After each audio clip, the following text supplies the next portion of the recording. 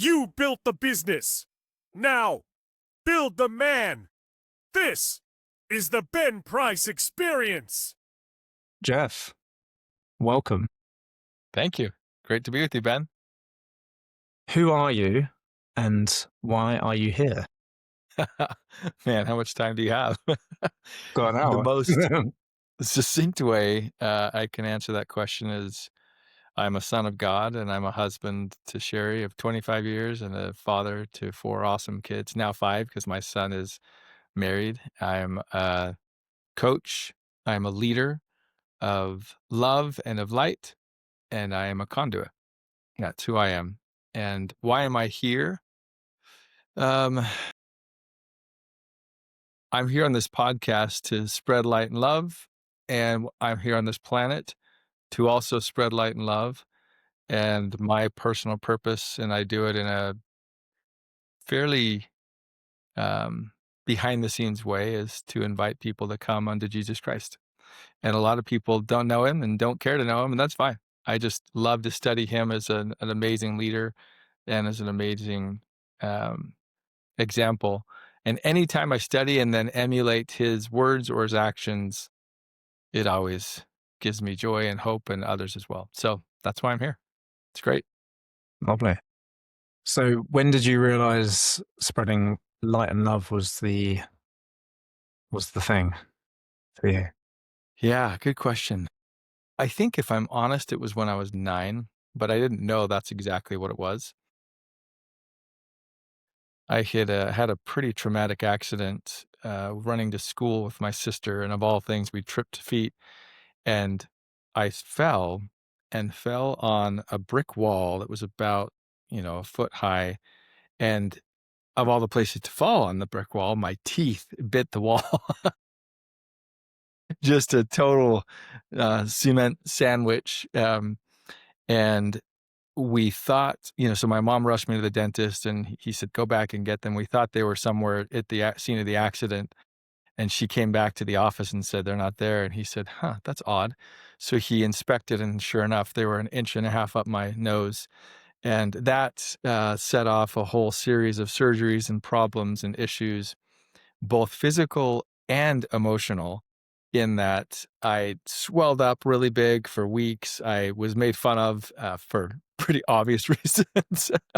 I was kind of ostracized and I think I did it to myself, where I just didn't want to be, the butt of people's jokes. I just kind of was a wallflower.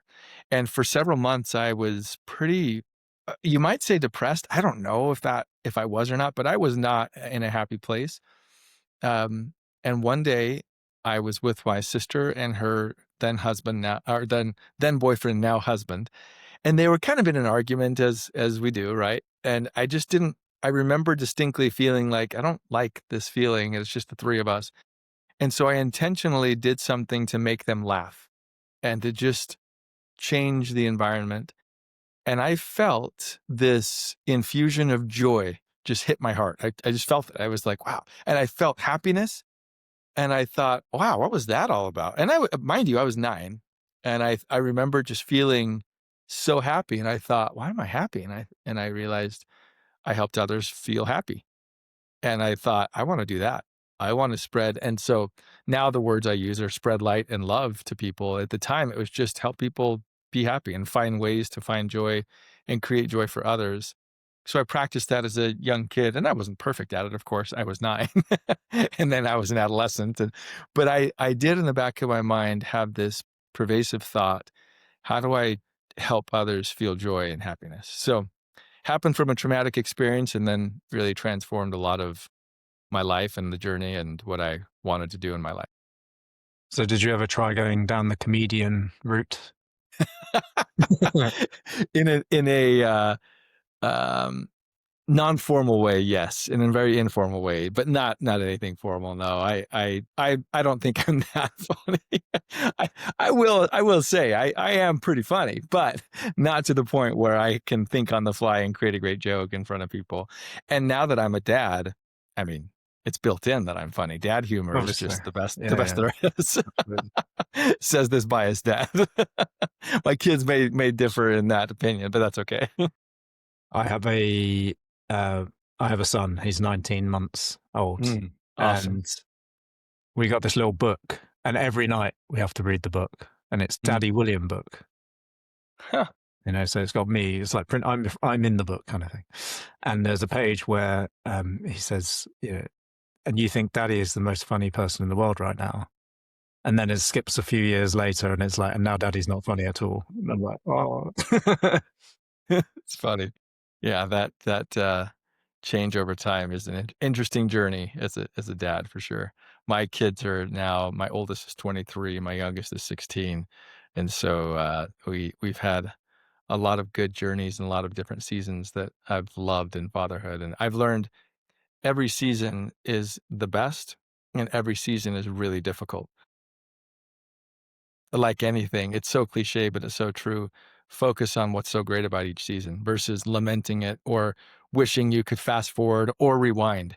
Mm. The present is the best stage, and there are so many great things about each stage that are great. And I think a lot of times parents will subconsciously dread the future, you know, when this happens or when that, or when they become teenagers, then, right. And then they just start to create in their mind why the future is something to dread instead. Just find joy in every season. And then turns out every season is awesome. And it legitimately is. There are great things about each one. Can you talk a little bit more about that? Because that reminds me of yes, it's kind of a creation, but also your brain is Yeah. literally looking for that, isn't it? Yes. Yes, definitely. Yeah, for me, I think it stemmed from being the youngest of 6 kids and having this perpetual feeling of just wait and see. You just wait, and my siblings unintentionally would say, "Oh, wait till you go to school," or "Wait till you go to middle school," or "Wait until you go," fill in the blank, right?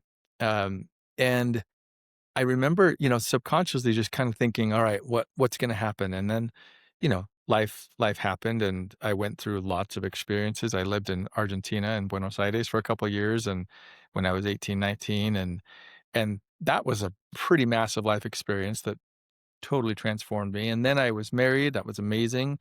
And then I almost lost my wife and my son at childbirth with a crazy turn of events. And then 6 years later, I was diagnosed with cancer. And just, I mean, I've had a lot of things that have been fairly traumatic. And when my kids were about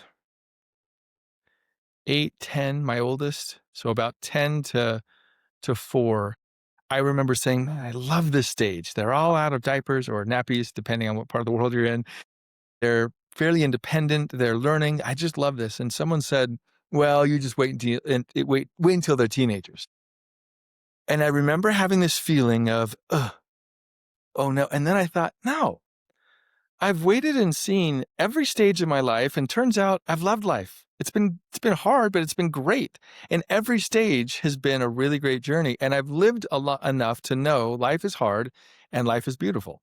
And I'm going to determine to focus on the beautiful. And so I remember sitting right then and there saying, I am going to love being a dad of teenagers. And I talked with my wife and we went through that together and we just said, let's go create that in our minds and let's go look for it. And Yeah. turns out we did. And just as you said, the way the human brain is wired is what we think and then speak becomes hardwired into what we then see. And some will say manifest, and that's overused, I think, but I think it's real. And when you think about like when adults are speaking about teenagers, how often is it positive? Almost never.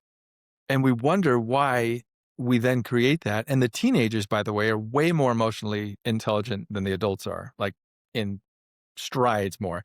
So they sense before we even say anything as adults, they sense it, they know it. And then they show up accordingly. And we wonder why they're so terrible and all this. And it's like, well, often we've created that. So that went a little deeper than probably the question was anticipating. No, it's but perfect. Yeah, but yeah. that's the line of thinking and kind of what led me to every phase is the best phase and go create it and go believe that and go see it. And your mind will fixate on what you speak about. And it's real. It's very real. That's great. That's really useful Yeah. for me as well to hear, early on in my Yes. fatherhood, Totally. Yeah, I have a thank you. lot of people that say, "Hey, you have kids that are older. What advice would you give?" That's almost always my number one piece. Love every journey, find the joy in every phase of the journey, and find joy in it, and be grateful for the present, and then be excited for the future instead of, all the things that we do as parents. Man, parenting is no joke. There's there's no great handbook. And then when you finally kind of have it somewhat figured out, another child comes along and they're completely different. Like Oh, what really? worked with the first doesn't work with the second or third or fourth. And you end up going, wow, how does this work? And how do I do this? And you often feel like a failure or feel like you're just not doing enough or whatever. And that's part of it. It's all good. Don't beat yourself up through it, and do your best and try again each day, because none of us is perfect. How, yeah, that's useful. It's interesting what you said about the teens being way more emotionally intelligent than adults, because you don't often think that, do you? You just think of like the grumpy teenager. But it would kind of make sense if you were highly emotionally intelligent and you didn't really understand why is no one else, why am I not being seen? Why am I, Right. Right. you're going to be pretty miserable about it. Yep. I've actually tested that theory. I'm weird this way. And I don't know if there's a better test um, case than being a substitute teacher for middle school and high school students. And so when my kids were that age, I wanted to substitute just to be with them, and they gave permission. Um, and also just I wanted to experiment, because I remember as a young student, knowing which adults disdained me and respected me before they said a word. I just remember that feeling. I think everybody can think back to certain adults where you just felt like, yeah, I can connect with you, and yeah, I don't know what's up with you, but something's off. And so as a substitute teacher, I start with this premise, and my theory is, if they can from the get-go feel my respect and my care and my appreciation for them, the class will go in a completely different direction. And so I've tested it, in multiple ways, multiple frames, and in different ways. And one time I was with my daughter's class.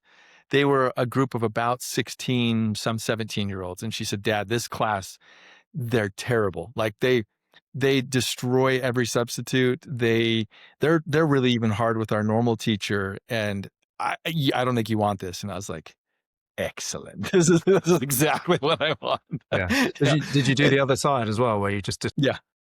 Right. Yeah. Where I just kind of had an air about me, oh, right. and just started like, okay, well, as long as we follow the rules today, everything's going to be okay. But if not, this passive aggressive feeling, and that just the condescension that comes from adults to teens, and then switching that up and seeing how they respond, and then asking them, what does it feel like when an adult approaches you and that they disdain you and they disrespect you? What does that feel like? And they rattle off answers.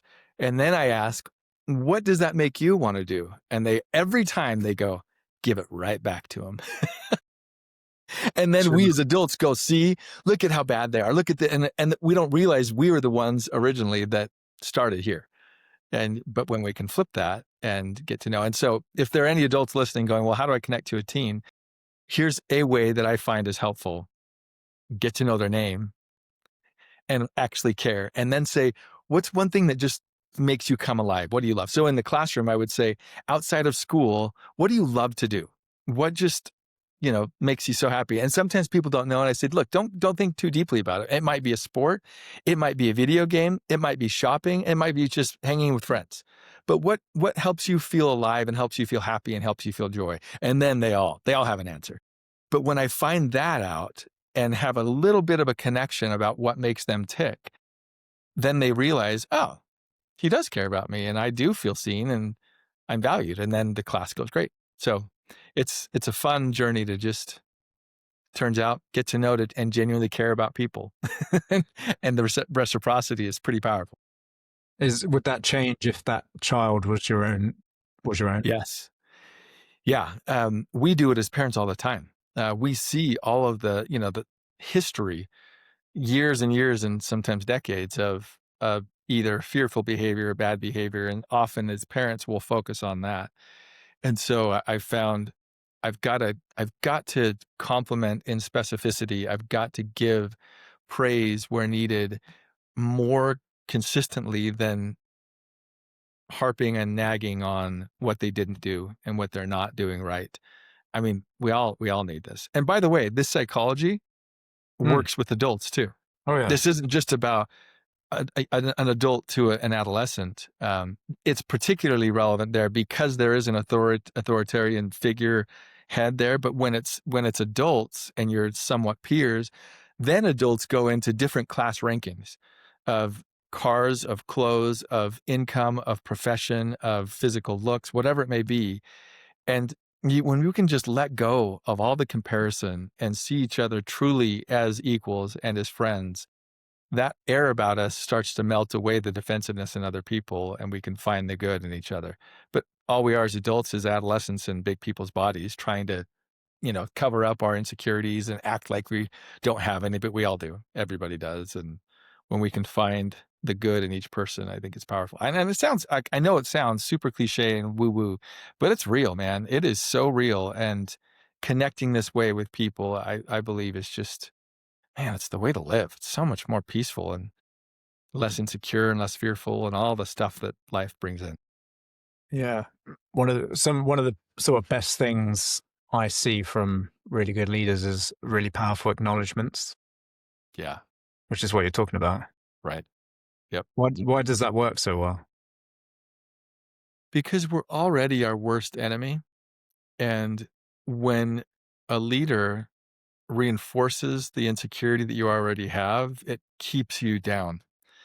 But when a leader will reinforce the good that you have, and by the way, the good that we have, we almost often disregard or just say, well, it's no big deal because everybody's like this. Our gifts and strengths, we just overlook. But when a leader can actually accentuate that and focus on that positive, it actually magnifies the positive and helps neutralize the negativity that's going on in people's minds. And leaders, man, we have so much influence for good and for bad. And so that's why the good, powerful, specific, consistent praise, acknowledgement is great. But you also have to know the person well. Sometimes, you think you're doing a good job by praising people, but it's in public.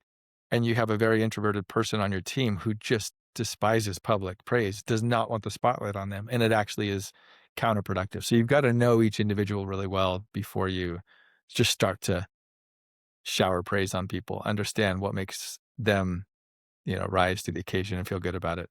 Took me a while as a leader to learn that. I figured, well, like we all do, everyone's like me. So of course, since I like this, others would like this as well, only to realize reading body language, that wasn't helpful. And then I'd take him aside and ask, and sure enough, that it's not helpful to praise in public for some people. Okay. Yeah. Well, that relates to going back to the teens, right? Yeah. Imagine we are very confused as teens, aren't we? Totally. We're trying to figure out what the hell's going on. Yeah, seriously. So having acknowledgement would be pretty useful. Yeah. Yeah, definitely. Nice. Great. How did you become a coach? Like, where did that happen along your journey? More than 15 years ago, it started. Not me coaching, but the idea was planted. I was at a software company early on. My brother was the CEO. My best friend was the chief architectural genius of software, all self-taught, super brilliant. And my brother at the time had 6 kids, and we were bootstrapping this company. It was super, super hard. I mean, just nobody understands how hard growing a business is until you do it. You just can't fully appreciate it. This is not just any old company. This is Keap, right? Correct. Yeah. Infusionsoft, then Keap. And so at the time it was Infusionsoft, and he was just, pulling his hair out as you do. It's like, how do I build this company and be healthy at home, be a good husband and father? And it was hard. And on his own, it was just tough. So he went and found a CEO coach and hired him, and came back from his first coaching session. And I had forgotten where he was, and he came back in the office, and I'll never forget where we were in the office when he came back, and I could just see the light. He was just like on fire. And I was like, dude, where were you? And he said, oh, remember I just came back from my coaching session. I was like, oh, that's right. And I said, how was it? And he's like, amazing. So much more clarity, so much more. I just feel it. And I was like, I can see it. And then I just had this epiphany, this light bulb moment. And I go, that's me. I am totally going to be doing that. I'm born to be a coach. And he goes, 100%. You were wired this way. This is who you are. And I thought, who knew? Yeah, the thought had never occurred to me. I didn't even know that the profession existed, frankly. But I just knew in my gut, I was like, that is me. And so I went home and talked to Sherry, my wife, and told her the same. And she said, oh yeah. And she said, well, when? And I was like, I don't know. Not now. I want to build businesses first. I want to be a coach from an operator's perspective and actually running businesses versus just from theory. Though theory and books are great, I want to combine the two. And frankly, if I'm honest, I was scared. I thought, I don't know what that looks like. I don't know how to do that. Who am I to coach people if my insecurities were to get the better of me? So that was in 2010. And I thought, what would that look like? So I just kind of tucked that away. And then as I built different teams and hired different people, I thought from a perspective of a coach more than just a manager. And I was moving around from team to team as asked by the CEO and saying, hey, this is a little off, go fix that team or go do that. And so I had multiple ways and multiple teams to experiment with and determine what will this be like and how will this perform in my absence? And what would a coach do to really extract the genius from within versus telling people what to do? And so I got a lot of reps. And then I started actually coaching executives, CEOs, but it was more for fun because I loved it. And then I realized people aren't fully transforming the way that I'd like. And I thought, well, of course, there's no skin in the game. It's free, right? When people just kind of do it as a favor, or I'm doing it as a favor, you don't get really meaningful change. And then I thought it's time to start charging, and the rest is history. So that was 2018 when I went off and started coaching and haven't looked back. It's been a great journey. Long answer, but there it is. Has being or learning the skills of coaching, has that been useful as a father? Oh, yeah, definitely. And sometimes not useful, because sometimes when I go into coach mode, they know it and they're like, okay, coach, I don't need a coach. I'm like, okay, great. And even as a husband, right? Whereas sometimes I'll go in and just, and I've learned, don't go there. But sometimes my wife will say, okay, I need you to coach me. And I'll go, you sure? For sure. Honestly, like I'm okay to do that, but right. But she's like, no, I do. I need you to ask me. So yes, as a father, that's been helpful. And mostly to just help my kids understand their own thinking, understand what they say when they talk to themselves and what voice is most that's massive. Amplified. Yeah, that's a critical skill. And then to realize, is that the voice that is real? Is that what I want to be thinking? And if not, how do I rewire and just reshape my thinking to be more helpful and more positive and more productive versus, we are really nasty to ourselves. We just are. If we could, I always say a lot when I do a keynote, if you could have this really cool technology and put a microphone up to your brain and then amplify your thoughts, what would we hear? And how embarrassed would we be? How surprised would we be? But that's what I ask people to do. And when they start studying their thinking, because often tapes have been playing for years that we don't even realize are going on behind the scenes. But the more that you can really elevate the thought, sometimes it's startling, a little bit embarrassing and sad, because we're really beating up on ourselves. And it's like, for what? It's not helpful. So yes, it's been helpful as a dad for sure. I'm so excited. I sort of think this often. I'm really excited to be able to teach my sons that. Yeah, for sure. So I'm glad that you said that. And is there because there's a obviously I've been sort of studying boys as they grow up and what happens and initiation and things like that.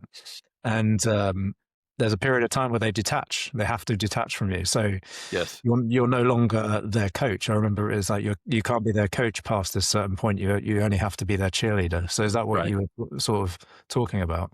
Yep, 100%.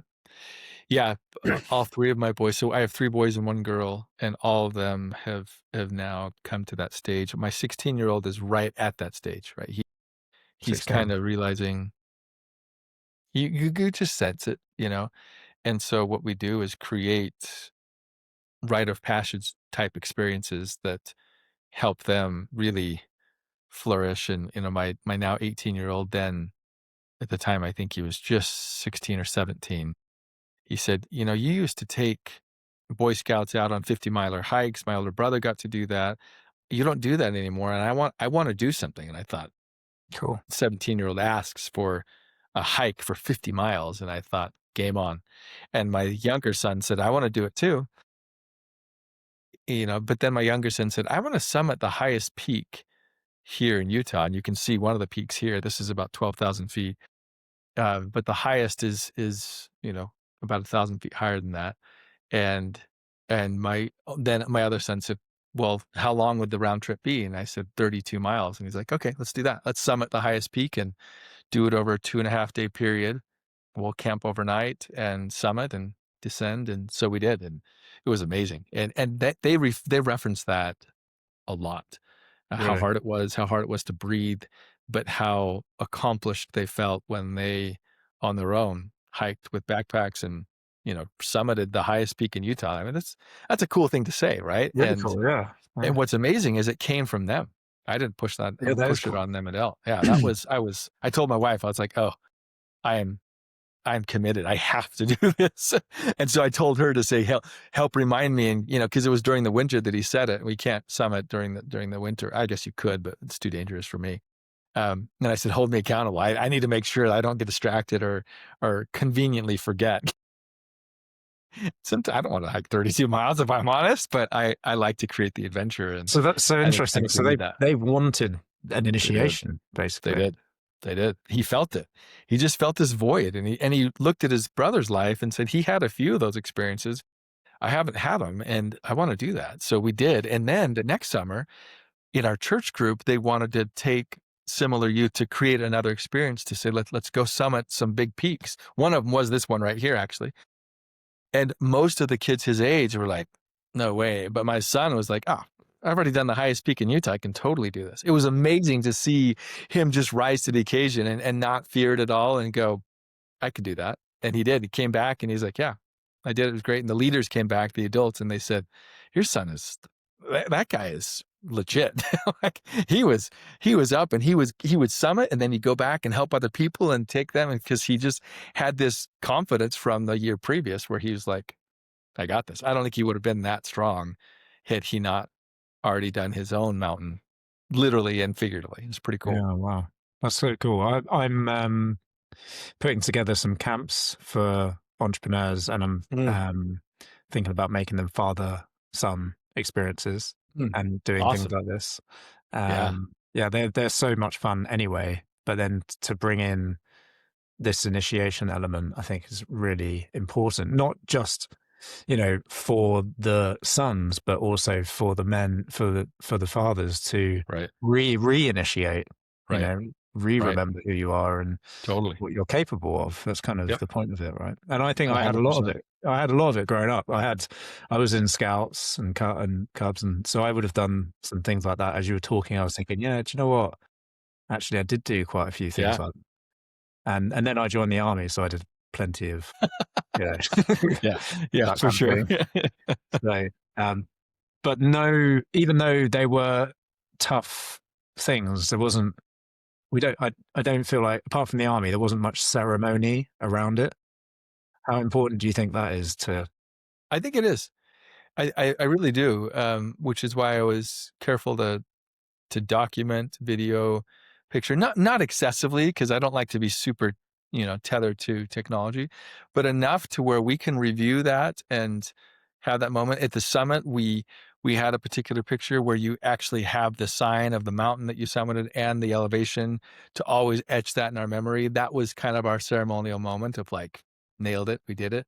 Then as we descended, we had a moment of what really, what was your special moment? What was your high? What was your time where you just felt like, "Oh, this is great?" And to hear what what resonated with them was really cool. So yes, I definitely agree in pausing and reflecting in the moment to create the ceremony. I think is important, and I like to do that at the beginning of each year and just create a pattern disconnect, a pattern interrupt, I should say, that just rewires our brain a little bit, and we do it. We often, for the last 4 years, we've been going to a really cold part of the United States in Wyoming. If anyone listening has ever seen the movie Rocky 4, where Rocky goes, quote unquote, to Russia to train, it was actually filmed near Jackson Hole in Wyoming. And we know the streets where it was, and the snow that's up, 10 feet high. That's Right. where we go for New Year's, where my sister lives. And she lives right by this river that's often frozen over. And 4 years ago, I just had this crazy idea because, again, I feel like we need to jolt our bodies and get us in a place of living intentionally. So at 12:01 a.m., I went and swam in the river, and everyone said I was crazy, and I am. And my nephew was the only one that joined me. And then the next year, a couple more joined me. And next year, another joined. And this year, we've been talking about it. And both of my sons said they're going to do it this year, which is great. And the whole point is get comfortable being uncomfortable, reset your brain, and remind yourself that leadership and growth is a summitless mountain. I'm never going to arrive, and I just want to keep learning and growing and make it fun, and then create the ceremony around it. And so now, my wife is never going to do it, but she videos it and laughs. And we have a system down, and we go down in the snow and run back up and then take a somewhat warm shower. It can't be too hot because that contrast would be way too painful. And we just reflect and talk about what are we going to do this year to just go to the next level, what fears or maybe holding us back, or what might it be? And for anyone who's listening, you should know I hate cold water. Hate it. I had my hypothermia when I was 17 in cold water, and ever since, anytime I'm in cold water, my ligaments and joints get really sore and painful. So it's not like I enjoy it. It's just a shock to the system that is bizarre but powerful. I love it. Yeah, I have a cold dip outside, and yeah, I hate it. It's Totally. not nice in the slightest. Not at No, all. definitely not. I've actually just been organizing today. I've just been setting up an event for sea sauna and fire as a New Year kind of That's awesome. reset on the beach. Dad, what a great So, idea. Yeah, that'll be fun. Do you do anything? Do the girls do anything as an initiation? Because we've been talking about boys and men. Yeah, my daughter isn't really. That's just not how she's wired. And my wife will. My wife she did a pretty monumental several things. She was a marathon runner. Is a marathon runner. That was her first kind of initiation. Her dad was a marathon runner, and so he inspired her, and she did that. And then she also lived a while in Barcelona as a missionary for our church, and that was talk about a rite of passage. I mean, it was like that was me in Argentina. She was in Spain, and man, to be in a different environment where you don't know the language, that's a rite of passage. And my daughter doesn't have any interest in either of those. She's like, nah. And so I don't feel it's psychologically and physiologically as needed in women than in men. Women are already on an elevated plane. They just are. Yeah, Generally speaking, I just feel like their depth and their understanding and their empathy and their goodness is so pure and so innate. I think men need a little wake up call, sometimes a large wake up call. And we're just a little bit more wired to be more selfish, to be a bit more path of least resistance to it's good enough, it's fine. Where women will beautify things and go the extra mile, and they'll put detail on things in general, right? Of course, I'm speaking in generalities. So I don't, true in my house. yeah, right. Mine too.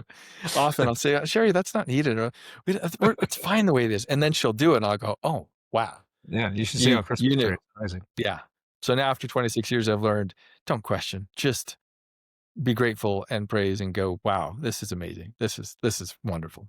It's great. So Yeah, again, I think others would have different views. I'm not saying that's the right view at all. I'm sure there's different ways to look at it. And I'm sure there's plenty of data and studies to suggest that women also need a rite of passage. But if there's a rite of passage for women, it's sooner than later learning how to love your body and learning how to not let the comparison and the world's view of what a woman's body should look like to not taint you. That is a whole treacherous, difficult, dark road that, man, to be a woman in today's society is so rough. And then social media exacerbates it, and filters and all the things that it's just like make you feel terrible about yourself. So to me, it's more of an emotional rite of passage to just be in love with yourself in a way that you can stand confidently on your own 2 feet. And that's a journey. That takes a while. My wife is close to 50, and she's finally at the place where she's like shedding just the insecurities and the thoughts and the stuff that just used to matter that don't matter. And she's thinking, man, how could I have done this in my 20s? And she's like, I don't know if I could have. Just too many things and insecurities I'm working through that. So to me, it's more of an emotional rite of passage, I think. And men, it's a little bit more physical and physiological, where you've got to like wake your soul and wake your body in a way to not slumber and not be apathetic. That's a yeah. I can see that. I can imagine that being so much harder now. Oh, seriously. Age. Yeah. Yeah. It's rough. I'm conscious we've got about 10 minutes left, but I've got a big question for you. Great. What do you feel like it means to be a man 2026? Well, 2025, but Yeah, soon to be. this day and age. Right. It's probably a unique answer, but it's the way I see the world. To me, real men understand, respect, embrace, and balance the masculine with the feminine internally, and know when each is needed, because each have their place. Each has their place. And when we can know when it's time to preside and protect and to really have powerful perseverance, that's one part. The more put yourself out there, take the risk, go for it. That's the masculinity that often is there. And there are also times when it's time to listen and to be introspective and to let emotion actually surface instead of suppressing. Old school masculinity suppressed emotion because boys don't cry and men don't cry. And I think it's a total, I think it's a terrible, terrible disservice we've done to men by teaching consciously and subconsciously that emotion is weak. But I believe the strongest men understand when to be firm, when to be powerful, when to just solve the problem and make it happen, and when to let the emotion out and figure out what it is for me to mourn. And when you can embrace the two in confidence without any fear of judgment or insecurity about what others might think, that's the most powerful man. And come what may from, all the things from the lads in the pub or the dudes in the bar, depending on what continent you're on. And when you can just let people take shots at you, and when you can be unbotherable, that's a phrase I use with my clients a lot, where nothing really affects you. That to me is true strength and true manliness that requires both the masculine and the feminine in harmony. Yeah, that's great. That's a nice way of putting it. And you've kind of already said it, but what do you feel as though I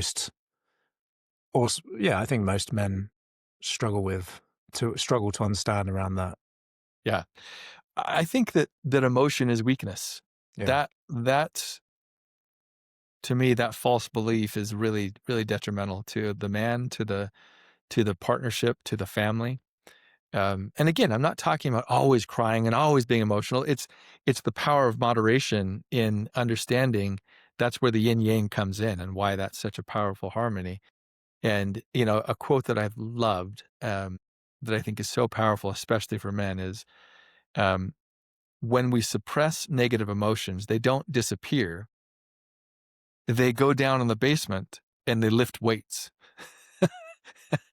and, and, and so when you think about that, often when you just suppress it somewhere, sometime in your life, often, it will come out in different ways, in anger, in aggression, that's like completely unrelated to the situation. And you don't even know where it's coming from. It's because you didn't deal healthily with that negative emotion in the time. You didn't process, you didn't let it really, take shape. It just kind of suppressed, because men don't cry or men don't get disappointed. They just kind of stoically move on. And I don't, it's good to just know how to express that. But men often, it's the emotion that we're not comfortable with, and it's the communication, how to actually express and put words to it. And so I work with my clients a lot on how to put words to certain things, and how to actually name it, and then not let the unnamed issue take shape. I always say the only unsolvable problem is the unnamed problem. And men love that because they love to solve a problem.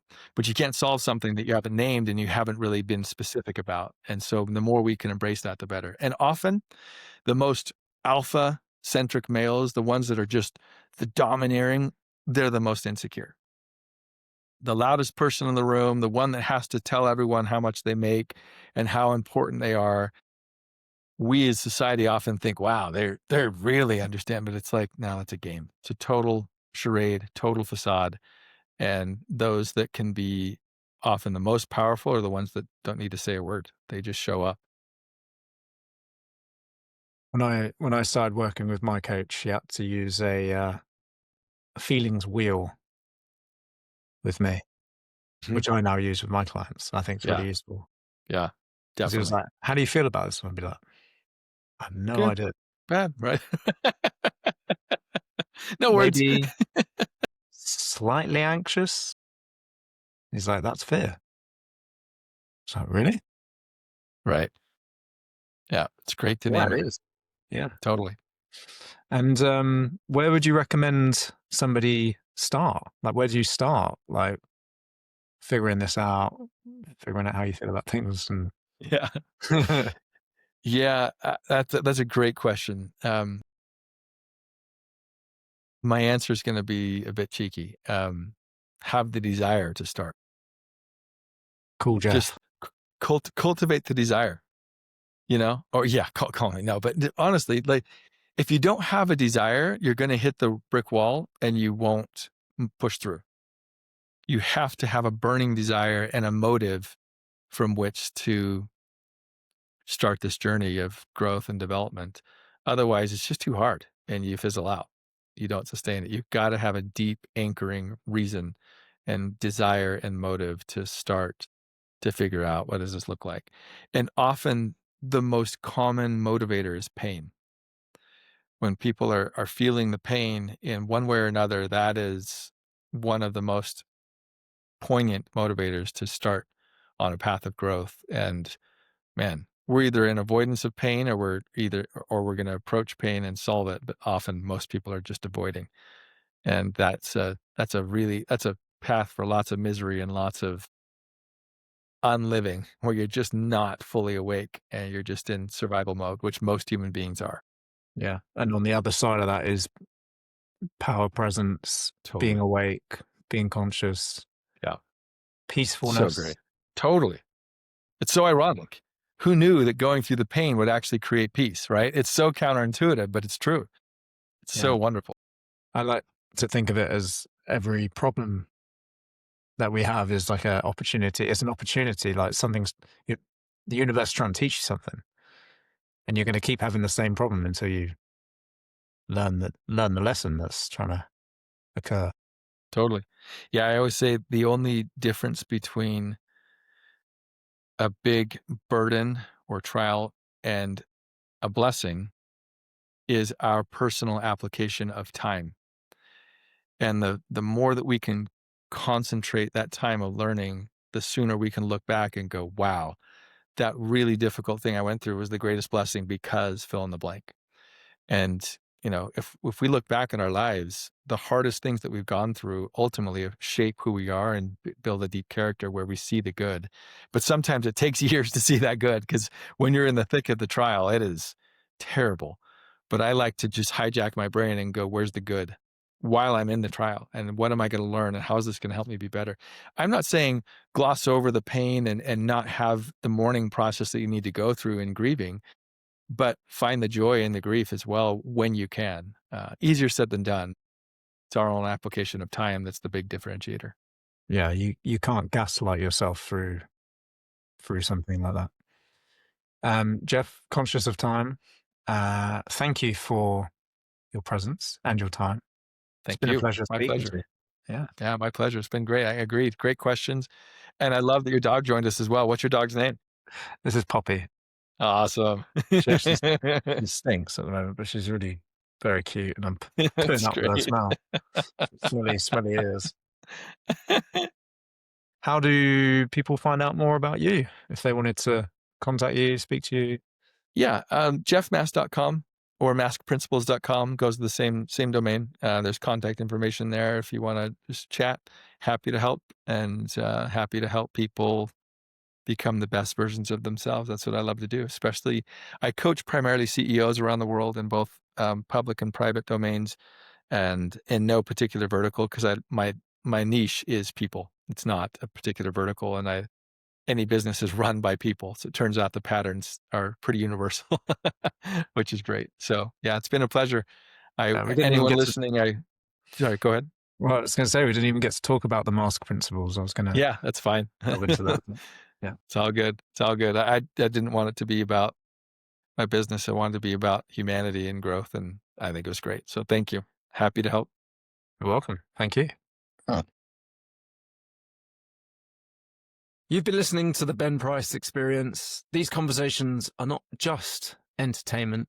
They are also an invitation to confront the truth about what you are experiencing in life right this moment.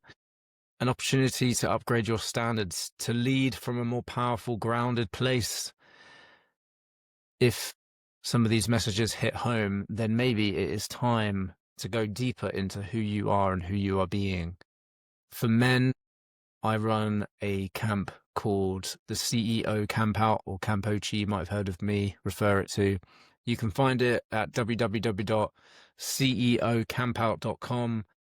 This is time off grid with other men who are refusing mediocrity. We ditch our phones. We be honest about what's going on in our lives. We connect with one another. We have delicious food, fire, hiking, playing around in the woods. It's really, really powerful, relaxing experience. You'll get challenged in a positive way, but you'll walk away from it the most clear you've probably ever been in a long time, and the most relaxed you've ever been in a long time. So check out the website, ceocampout.com. And if you want to inquire as to how to work with me, just drop me a message at Coach Ben Price, and I'd love to just connect with you if you've been impacted by anything in the podcast, not necessarily to work with each other, but just to connect, just to help in any way and serve in any way that I can. All right, lots of love, and thanks for listening. Please make sure you subscribe to the podcast. It really helps us elevate. If you would leave a comment as well, that would be amazing, and share it with somebody who you think would be impacted by the message in this episode. All right, lots of love. See you soon.